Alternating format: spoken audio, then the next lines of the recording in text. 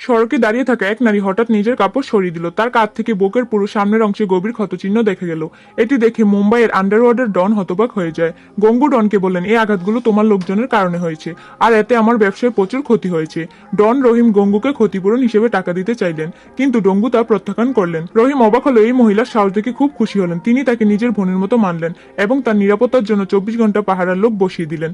নিজের জায়গায় ফিরে এসে গঙ্গু এই ঘটনার কথা কাউকে বলেনি, কিন্তু কিছুদিন পর সে একই টাকলা গ্রাহক আবার সেখানে আসে।